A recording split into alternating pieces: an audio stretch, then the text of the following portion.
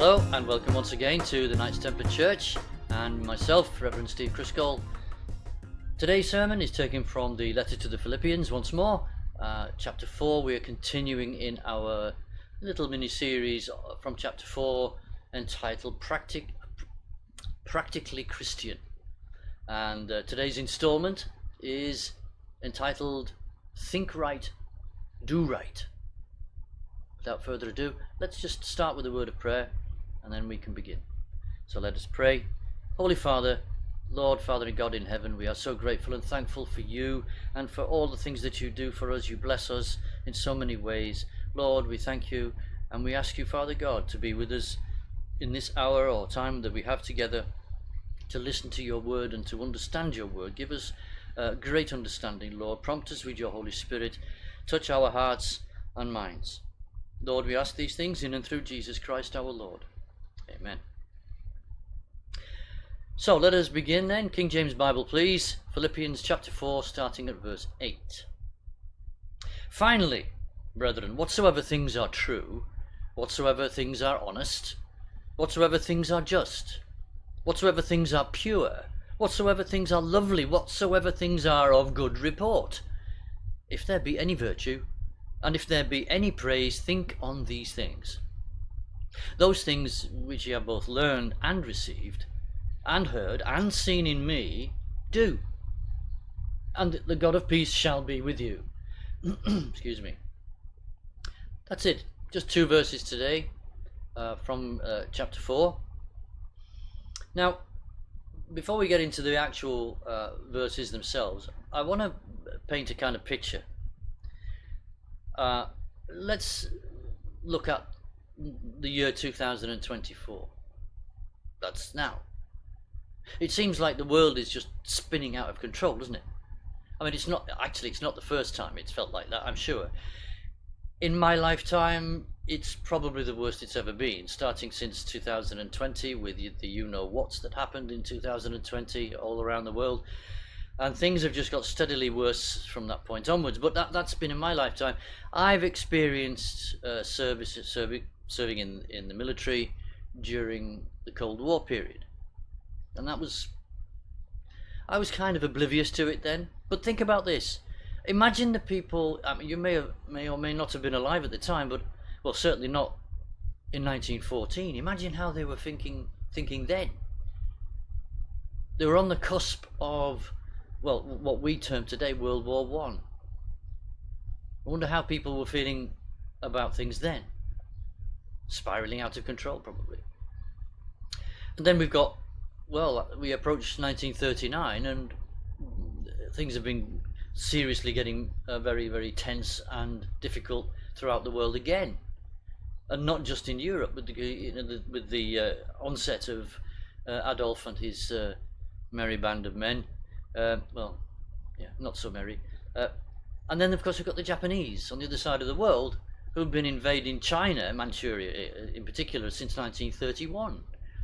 And then by the time they got to 1937, they were having a go at the mainland, the main part of China.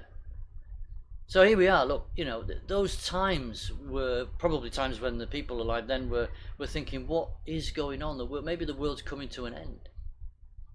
Well, here we are, as I said, in 2024, and I get a sense of impending doom. I watch the news, I listen to what's going on in different parts of the world. Nations are squaring up to fight each other again, have been for some time. And I've got to say, some of them have a little glint in their eye at the prospect. But don't get me wrong, this sermon's not about war. But it is about the thinking, the minds that are behind these kind of things. The minds that are determined to fight and steal and kill and defraud, manipulate and control. What kind of minds are those? What's going on there? Is that where our problems stem from? You see, what we see is, you probably noticed, the decisions are being made by those people in power. And I say power as opposed to in governance, because they should be governing, but actually they're ruling. Well, and they're accused, even as as rulers, they are abusing their positions. They're implementing all sorts of crackdowns and tax hikes and goodness knows what, and cheating and manipulation, all that stuff I mentioned a few minutes ago. They're doing it not only in public but also in your private life. So maybe now you're starting to think, well, yeah, okay, this is all about how people's attitudes are. Well, what about this? I mean, this is just something else about the invasion that's taking place on our minds by those people with corrupt minds. See, now what we've got, and you'll see this in Britain in particular at the moment, well, let's not talk about the North Korea or anything like that for now. Criminalization of thought. Now, those of you who have read or seen the movie for 1984 will kind of recognize that this is not allowed. This is not a good thing. I mean, in other areas, you may have seen something like this, criminalization of thought. There was a movie called, what was it called? Minority Report, that was it, Tom Cruise, and a TV series which wasn't very good. But this is about pre-crime. But now what we're doing is we're seeing policemen knocking on your door for a meme that you may have put on, or a phone call saying, you really shouldn't have done that. Do you realize that you're not thinking correctly? Yes, that's what they're doing. And I exaggerate not, believe me. Criminalization of thought. Imagine standing in the street, praying in your mind to yourself, and a policeman coming up to you and saying, are you praying for the unborn children of in the abortion clinic? And if you, and as a Christian, you shouldn't lie, so you would say yes, and then they would arrest you, and I mean charge you with a criminal act, because now that is a criminal act if you do that within a certain distance, no matter where you're standing, but a certain distance of an abortion clinic in this country, in Britain. It beggars belief, doesn't it, really? But as often happens, those things that are dreamed up by these writers, like from the movies and so on, they can serve as a bit of a warning for the future, can't they? Or in fact they could actually be fuel to for thoughts of the fledgling dictators, perhaps. And now, strangely enough, on top of all of that, and I am just talking about Britain, that's my home country, even though I'm not there right now, but we have political prisoners. Now, I'm not exaggerating by this, because somebody who is put in prison because of what they believe, which is in a kind of is not what the government believes, non-violent, non-invasive in that way, not creating any discord in the streets, not chucking bricks through windows or anything like that, but put in prison for saying some things, like the truth, for example. Other people put in prison recently simply for putting out memes on Facebook that may have some hurty words in them, and people being cajoled and persuaded to plead guilty for their crime. So we've now got grandmas and granddads in prison, among other people obviously, for something utterly ridiculous and non-criminal. Yeah, there you are. The British Labour Party, or as I now call them, the Communist Party in disguise, what they're doing is they're working in cohorts with a crooked justice system, and yes, I'm going to say it, well, it's a two-tier justice system and a two-tier police system. These are sort of buzzwords that are floating around right now, but true nonetheless. And they're using, the police especially, they're just so afraid to tackle crime. Why? Because, well, they acquiesce. They just say, no, we can't arrest this group of people because they're a minority and they've got different coloured skin to the rest of us. Okay, and they might get upset. So we'll just say, we don't want them to call us racist. So they get away with, I was going to say murder, but I'm not entirely sure about that. While others who can, white people, for example, British patriots, they don't have to be white, okay? British patriotic people, there are a number of people of other ethnic backgrounds from within that mix, these people are vilified by the police, snatched off the streets. It's ridiculous. So it seems like we're fast becoming a dictatorship, whereby the minority groups seem to have the ear of the government, the ear of the authorities, and anything that they say you do. Otherwise, somebody's going to call your employer, publish something about you personally, etc., etc., lose your job, etc. Oh, the possibilities there. Now, you see, the unthinkable, it's now become a reality. These kind of things, you would never, ever, ever, 20 years ago, 30, you would never imagine these kind of things happening. And yet, thinking of certain individuals, certain groups of people, have made this happen. So, what went wrong? How is it that such attitudes and thinking can take precedence over everything else? Well, the answer's fairly complex, but I'm not going to try and go into the individual bits and pieces of it, because I've taken a long, hard look at all of this over quite a number of years, which actually stems back to around about 1987, and I've been gradually sort of building up a little database in my head of all the things that have happened, and then gradually coming to an understanding, more recently in particular. See, I've had the opportunity to take a good hard look at the world we live in. I'm no historian or super genius or anything like that, but I've got eyes and I've got ears. The problem is, having those and having one of these as well isn't necessarily allowed. Anyway, what I see is evil that is rampant in every aspect of life, distorting, destroying hearts and minds, and just causing suffering beyond measure. If I was going to pick one particular area of that suffering, it would be about children. What happens to the children? Now, I'm going to keep this very brief, because if I started to say a lot about what happened, I'd get taken off YouTube. I'm fairly sure of it. So I don't want to do that, because we need to maintain the channel, okay? But I'm just going to say child trafficking. It's just a nicer way of saying child slavery and abuse. Right? It's one of the world's most profitable evils, and the number of children that are taken from the streets every year isn't just in the thousands. It's not just in the hundreds of thousands, but it's in the millions. It's staggering. So look, I've just touched on and highlighted a particular issue. It's just one of so many. What is it that got us in this mess? See, some people thought they had the answers by studying psychology.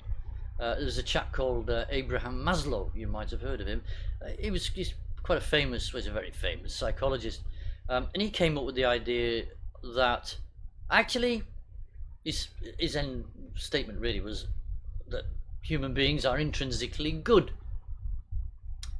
He invented this concept of the hierarchy of needs, which is like a pyramid of, you've got base requirements, like you need food and water and shelter, and you need, and so on and so on, and then there's a next one above that when you need, so I can't remember what they are now, I've forgotten, and then so on. When you've got those, then you aim for those, and then when you've got those, you aim for those, until you get to the pinnacle, which is where you sort of, I don't know, maybe you float above the ground in a big sort of halo, I don't know. But self-actualization is what they call it. So the idea is that you're supposed to overcome all the difficulties that are faced in life, but basically you're a good person striving to actualize, to become this, I don't know, super being or whatever it is. Well, it just goes to show, doesn't it? How wrong can a person be? Now, some of the aspects of the hierarchy of needs, I agree with. It's fine, but it's this fact that we are intrinsically good. I'm sorry, that's just a load of rubbish. Because what he didn't take into account, and in his Maslow's little picture, in his research is the fact that there is a spiritual dimension to us humans. And, that there is a God who created all things, and there's an enemy that he also created, unfortunately, who wants to destroy God's things, God's creation, and become God himself. He didn't take those things into account. Because, humanists generally refuse to accept that there's anything more intelligent than man anyway. We are the pinnacle of evolution, they would say, because they kind of buy into evolution as well. Of course I don't. So they don't want to accept any of that. And they just deny all evidence of God and the works of the enemy, the devil. Because if they deny God, then they're denying the devil as well.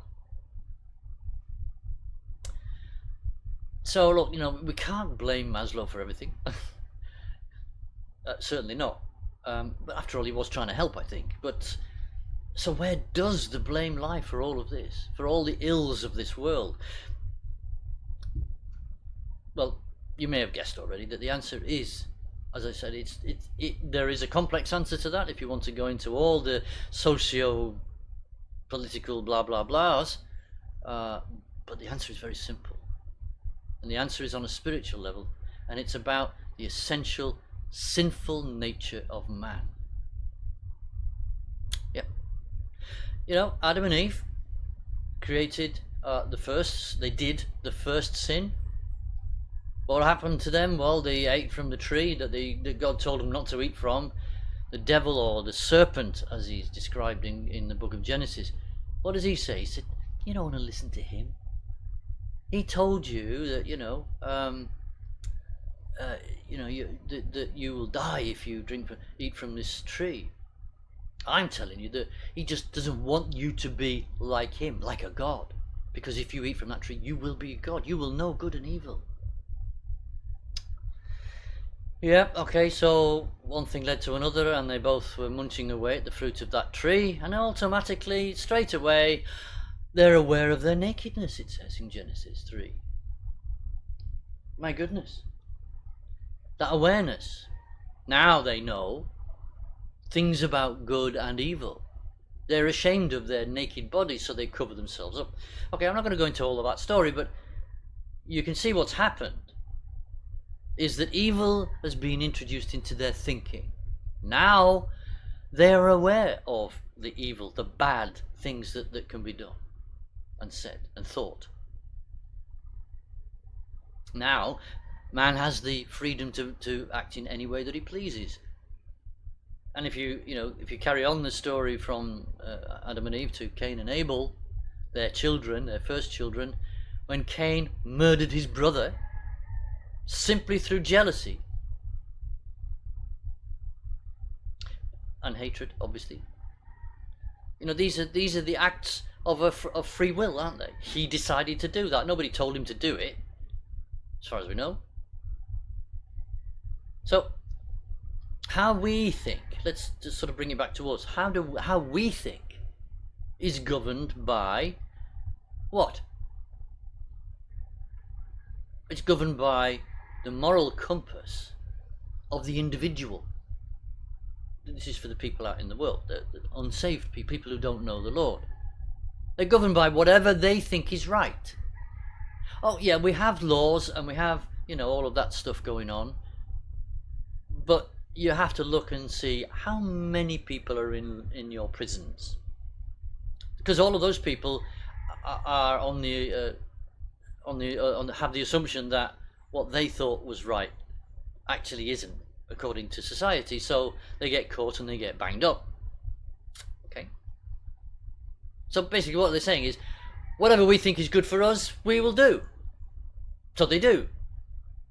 And if PC Plod's doing his job properly, he'll feel his collar and drag him in, and they'll stick him in jail for a little while. See, when there are very few constraints, or if any constraints, a man will think he can do anything. You can think of the apocalypse situation. You've probably seen some of these movies where Mad Max is a perfect example of a godlessness gone mad. Yeah, where people it's just people with no moral compass at all, and they just go around being crazy and what have you. If you've not seen Mad Max, just watch it the once. Okay, that's enough. See, it's that kind of thinking when he thinks he can do anything, man. That's what turns into uncontrolled behaviour. Now, look, I want to ask you a question. I want you to answer me this, okay? Just sort of go with me on a voyage of imagination for a moment. A country has set itself free, for example, from the tyranny of communism. After many, many years, the new government of that country says to other countries in the other parts of the world, look, here are our borders, okay, please, can you agree with us that you won't try being aggressive and trying to cross and squeeze our borders, please? Just, we're not planning to do it to you, so please you don't do it to us. And they go, yep, okay, sign here. Signed, document signed, everybody's happy, everybody goes away, and then what happens? They break the agreement. Who breaks the agreement? Was it the ex-communists? Actually, no, it was the other lot. The ones that agreed to say, yeah, we'll be peaceful, we'll be okay, we're not going to give you any hassle, but they are. So they break the agreement, not just once, but multiple times, little by little, encroaching. The once communist state, they're being actually quite very, very tolerant. They're issuing warnings, you've broken your agreement. Yeah, the other lot agree. They say, what agreement? What agreement? And they're arrogant, and they're just gradually encroaching on this ex-communist state. So my question then is, now that you've seen that picture, how on earth do they think this is going to end?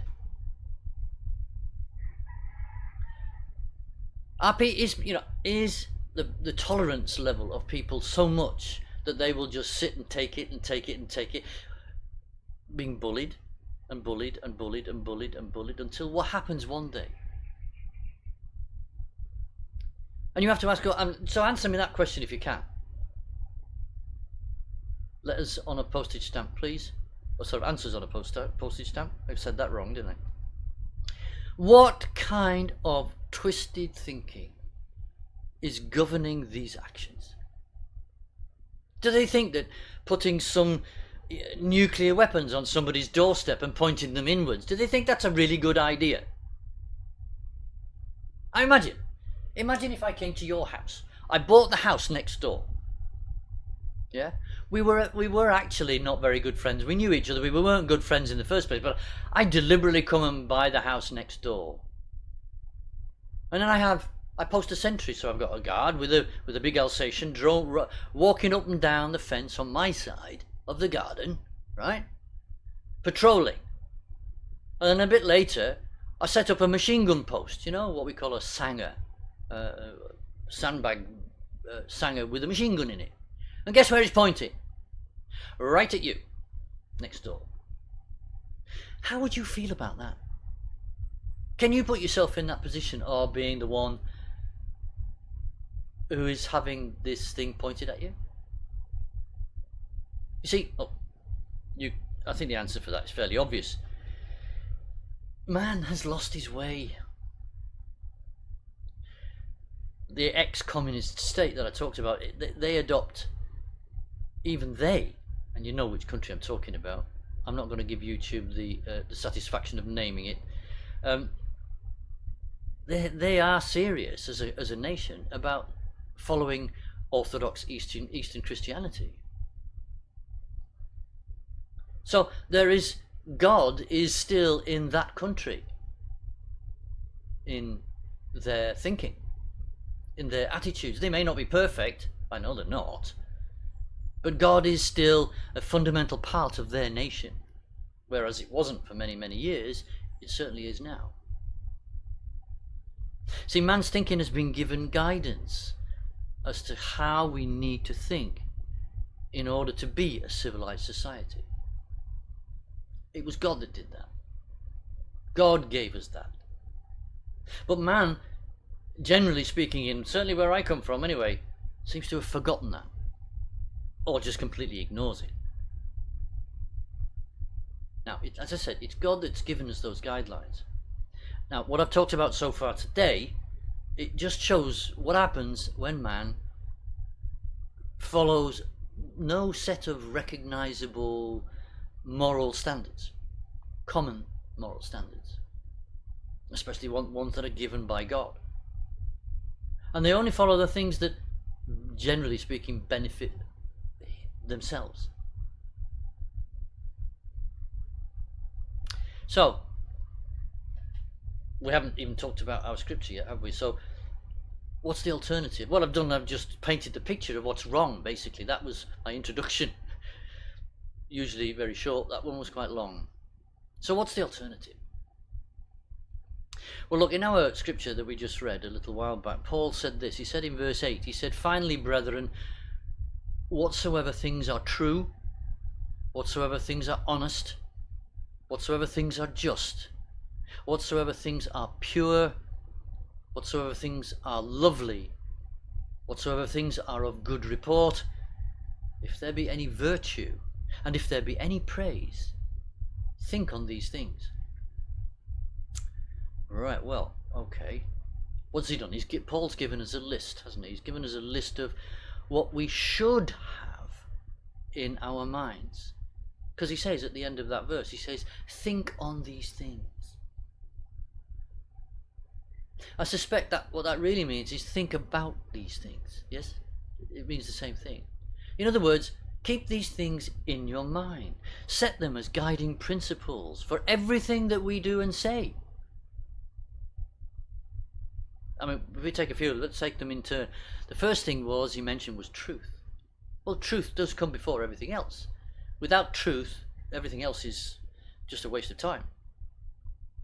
It's either a lie or it's corrupt. So the truth of the Word of God, for example, of the gospel, the truth of Christ. That's the truth that we need to be focusing on. But then there's speaking truth, isn't there? In every encounter, in every situation. I mean, often that's a difficult thing to hear. And that's where the lies creep in. That's what's wrong with police forces up and down my country, in England specifically. They don't want to hear the truth. They're more than happy to ignore the truth so that they remain pure as the driven snow. We are not racist. It's not just the police, by the way. The trouble is then the lies creep in, right? So what we got to do? Well, we have to stand firm. We need to stand firm. That's where things started to go wrong. Lies and deception. Truth is important, and we mustn't let dishonesty seep into our lives and our discourse. And the next thing that he mentioned in that verse was about being just. Well, we'll expand a little bit on that. It's about how we deal with other people. It's more than honesty. It's about doing what we will say we'll do, or basically fulfilling obligations that we've agreed to. So you are doing what you say you're going to do. It's about playing our part in all our dealings, using, and this is the important part, using the integrity of God's commandments. If we follow those in our dealings with each other, then if we can do that to each other, then we're not going to defraud each other. We're not going to lie to each other. We're going to come to an amicable agreement about whatever.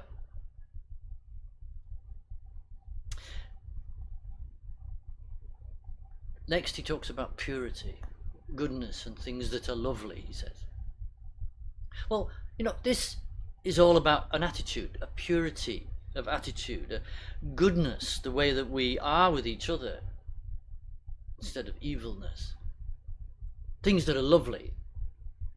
You could put anything into that bracket, whether it's a bunch of flowers or whatever, It doesn't have to be a thing that's lovely. It can be you that's lovely. If you are being as righteous as you can be, you're being a good person, then that makes you lovely, doesn't it?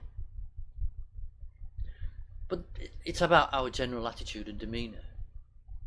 So if we're able to deport ourselves in these kind of ways, then the final part of Paul's list it just falls into place automatically. I'm talking about all of the things, the truth and so on. Just. He finishes it by this verse by saying things of, if there be any sort of things of good report, if there's any virtue, praise. Yeah. So when we adopt these ways of thinking, this is what he's expecting. He's expecting a good report. People will look at you and hear you and see you and go, this is a good and, well, we'll call it godly person, a true and honest person. You can pick any phrase for that. You'll be a good friend, a loyal friend, or relative, or whatever. If there be any virtue, do you have a virtue? Is there anything virtuous about you? Well, yes, of course.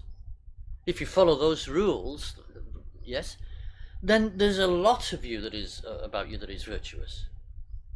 And of course, then, if these things are in you and of you, then there will be praise for you. People will say good things about you. People will know who you are as that good person.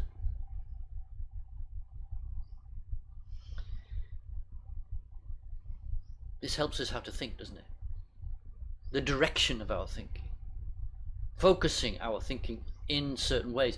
It's not saying you're not allowed you're not allowed to think this or you're not allowed to think that. That's up to you. You choose. I choose. Now, being a born-again Christian, as we go through our process of sanctification and change throughout our life, gradually, hopefully, and this is, if you like, a bit like Maslow's actualization, with the Holy Spirit, our walk is in a positive manner. We still sin. We're not perfect. But we are, through the help of God, trying to be a better person, be more like Christ. So if we're doing that, then trying to adopt the things that Paul is just talking about shouldn't be too difficult, should it, for a true Christian? Now, okay, I admit we're all at different stages in our walk with God. But you know, there are always there's always things to learn. There's always something we can change about ourselves, something that we can do better, be better. There's always somebody older and wiser that we can perhaps emulate or learn from. These are people who can set us an example. And Paul says exactly that about himself.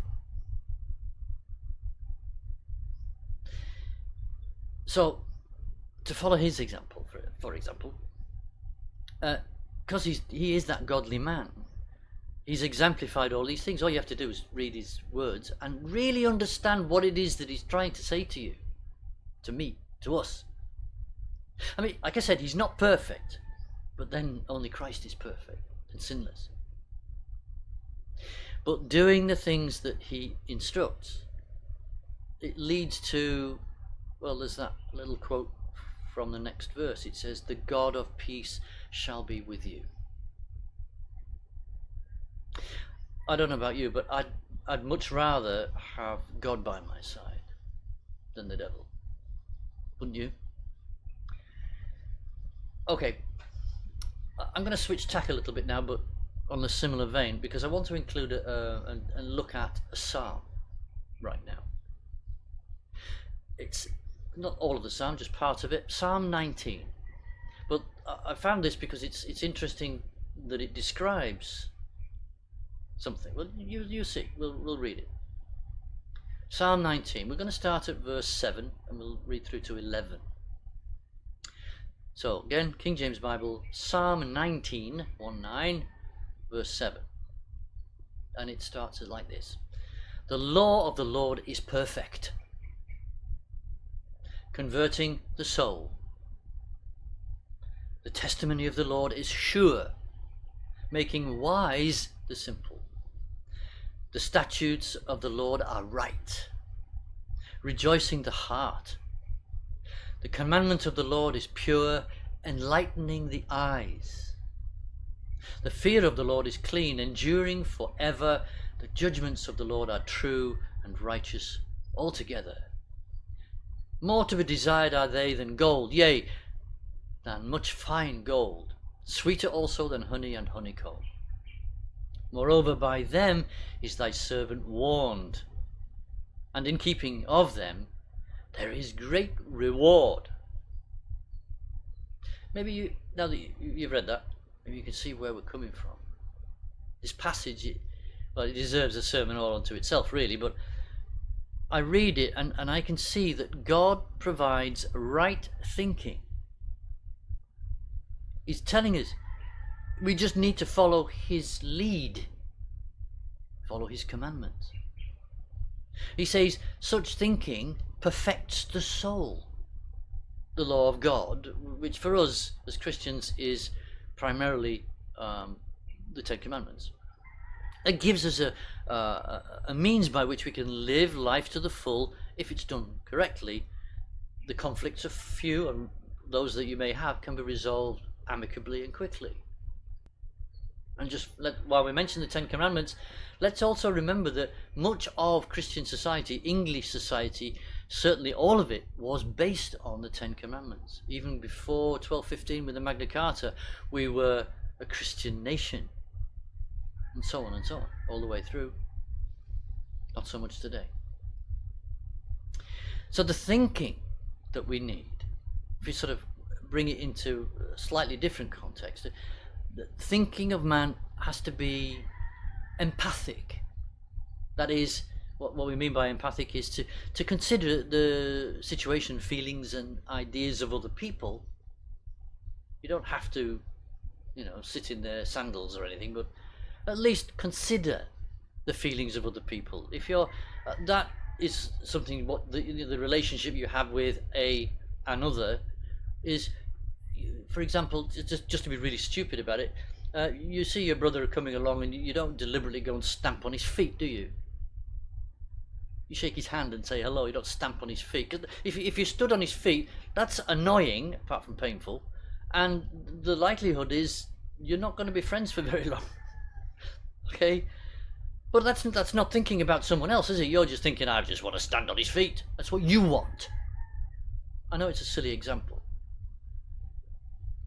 We need to have consideration for our fellow man. Our dealings with each other need to be mutually beneficial. Not trying to screw the little guy, as happens so much in this world around us. Deception, fraud. It was King David who wrote this particular psalm. He said, and he says that following God's law makes wise simple, or makes the wise simple, I should say.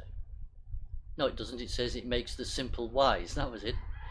That's the idea, whichever way around it was. Basically, he's saying it makes the simple wise. That was it.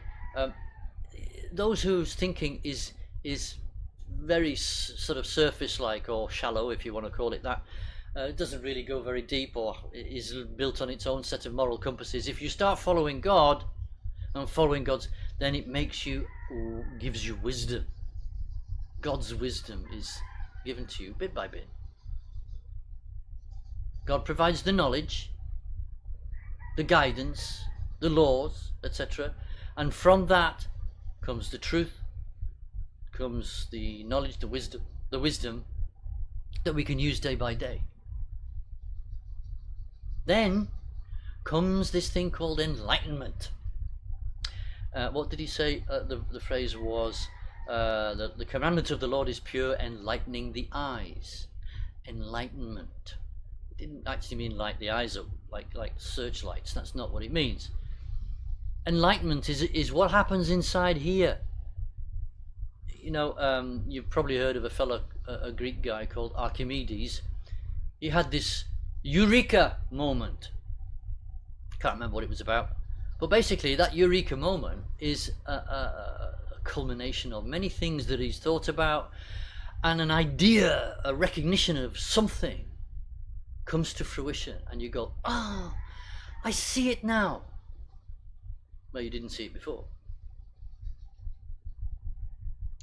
That's the power of the human mind, saved or unsaved. That's how our brains can work. But in our case, we need the information that we get comes from God, and so we need the Holy Spirit to prompt us into those enlightenment situations. I mean, you can have enlightenment about something technical. When I was in the Air Force, I was a technician, and so I had an awfully huge piece of multiple equipments all connected together, and you had to have a picture in your mind of how it all fed through and blah blah blah, and how it worked, and what all the individual units and what they did, and so on like that. You had to have a picture in your mind of how it works, and it does take a long time to get a picture like that implanted in here. And then you can literally close your eyes, or not even close your eyes, and see it. Wow, thank you for that. It took me a very long time, and then I left. So it's all gone now, thankfully. But that's the enlightenment thing. Lots of information coming in, and something emerges. Well, if it's something technical, that's got nothing to do with the Holy Spirit, really, has it? I don't think. Unless you've been praying for it. See, Archimedes wasn't a Christian, and as I said, those moments can come in anybody's mind, but the important thing to realize is that it's just what that inspiration is all about. What knowledge is it based on? Is it based on secular knowledge and sorcery and magic, or wokeness, or some weird ideology? What is it based on? Is it the thinking of the experiences of a bitter man who's been hard done to all his life? How does he think? What's his way of thinking, his modus operandi? Yeah, this bitter man. Maybe this bitter man has an axe to grind and suddenly realizes that fascism is the way forward for my country. I think we know someone who did that. Or is it the inspiration of new understanding that comes from learning about God, what he promises us, what he's given us, and so on? Our thinking determines everything. Well, not everything. No, that's not strictly true. But it determines our actions, doesn't it? We talked about where things go wrong, but now I've shown you through Paul, thankfully, he's written it down, how we can move forward in a positive manner. So what we think and what we do with that thinking is of paramount importance. Our nations are collapsing because man has abandoned God in favor of, self-worship, or worshipping other gods, money, power, whatever, Satan. And it's not the first time, is it?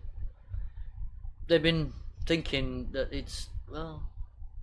their thinking isn't tethered to anything that sort of builds and grows into peace. Their thinking is probably built and tethered on greed, avarice. See, God's law and the example of Christ, and the apostles, of course, they should lead us and educate us and bring us to many points of inspiration. That's only going to happen if you read God's word. Such inspirations should be like revelations of how God wants us to be more like Jesus. It's easy to say it, but you have to realize it for yourself, and the only way you're going to do that is to gain information, learn more about God, learn more about Jesus and the things of God. Because Jesus is that ultimate example to follow, ultimately. You can follow Paul, but you're better off following Jesus. So, to finish this off, I've just got two more things to say. First one is this: think right and do right. And the other thing is, Deus vult. Right, that's the end of today's sermon. Thanks very much for joining me, and I hope to see you again next time. So God bless you. Until then, bye for now.